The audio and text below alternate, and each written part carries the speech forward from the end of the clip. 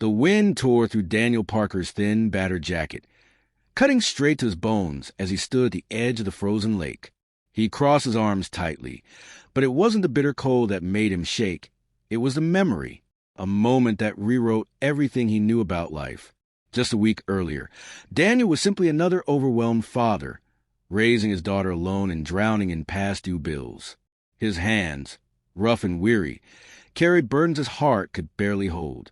But everything shifted that day. The quiet of winter had been shattered by the kind of screams that don't just ring in your ears. They live in your chest. That Sunday was meant to be peaceful. He had promised his 7-year-old daughter, Emma, that they'd visit the park, even with snow piling up around their ankles.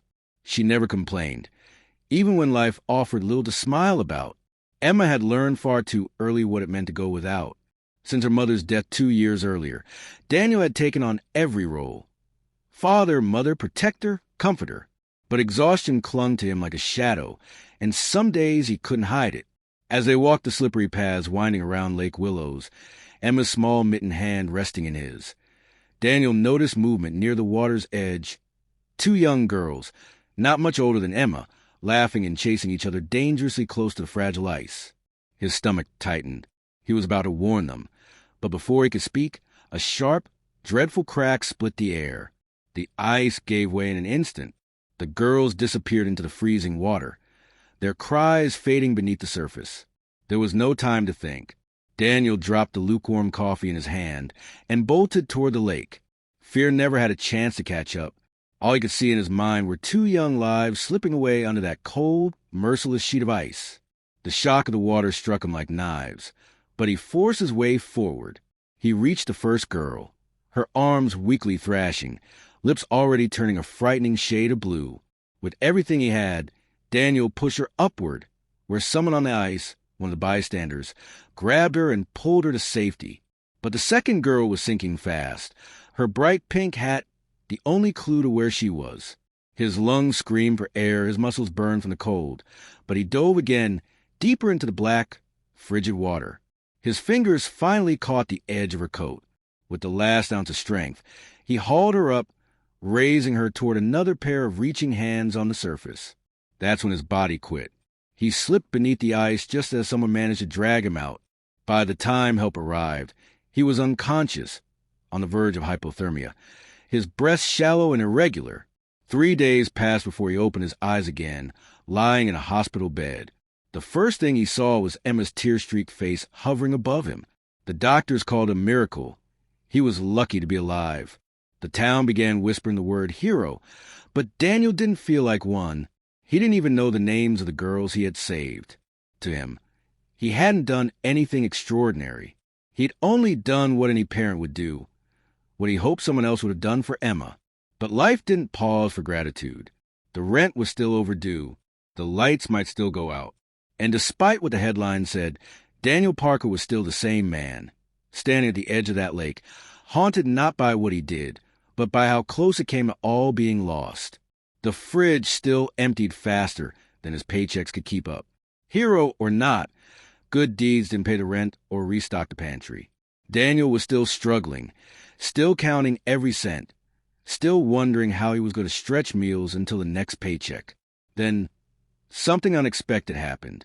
It was a gray afternoon, snow drifting quietly from the sky, when Daniel was crouched beside his old, rust-specked pickup truck, trying to patch a flat tire. The cold bit his fingers, and frustration bubbled under the surface. That's when he heard the low hum of engines approaching. 5 sleek, jet-black SUVs rolled slowly into the cracked driveway of his modest rental. He straightened, confused. Vehicles like that didn't belong in his neighborhood. For a second, he thought maybe they'd made a wrong turn. But then the car doors opened. A woman stepped out first, her eyes instantly locking onto Daniel.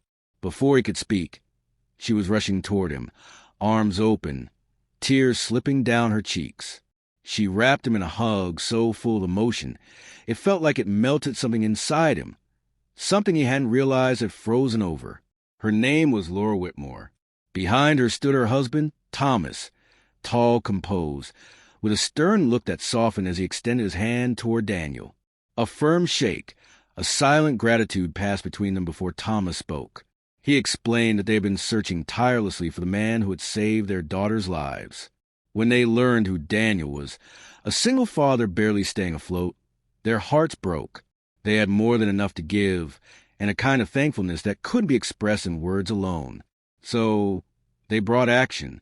The first SUV was packed to the brim with groceries and household necessities, enough to fill Daniel's kitchen and cover every need for months to come. The second held thick winter coats, boots, scarves, and gloves for both him and Emma, items he'd never been able to afford, not even secondhand. The third vehicle's passenger stepped out holding a folder, legal documents, an offer to erase every one of Daniel's debts and pay his rent for the next 12 months. Clean slate. The fourth brought a small wooden box with a typed letter and a formal job offer. Steady work at one of Thomas Whitmore's companies, complete with benefits and a paycheck that would finally let Daniel exhale without worry. A real chance at stability. Then came the final SUV. Its rear door lifted, revealing a brand new bicycle, bright blue with shiny chrome handles and a red ribbon tied around the frame. A small handwritten card dangled from a handlebar. It read, "For Emma, from two girls who will always remember her daddy's bravery." Daniel dropped to his knees, overwhelmed, the snow soaking into his jeans unnoticed. He had never expected anything in return. When he dove into that lake, it was instinct, not calculation, a reflex of the heart. But somehow, the world had found a way to give back. And this time, it gave in abundance. Today, Daniel's world is no longer defined by struggle. He has a job he takes pride in, and he comes home each night to a warm house filled with laughter, home-cooked meals, and the sound of Emma's giggles bouncing off the walls. That old crumbling rental is a memory now, replaced by a home built on second chances. And every winter, when Lake Willows freezes over again, Daniel and Emma return to that quiet place where their story changed. Often, Chloe and Sophie are there too, wrapped in colorful scarves, holding hands, smiling at the man who once pulled them back from the edge of death. Life has a way of testing us, especially in its harshest seasons. But when you choose courage, when you act with love instead of fear, the world sometimes responds with warmth you never saw coming. Kindness, real kindness, doesn't end. It ripples outward, touching more lives than we'll ever fully know.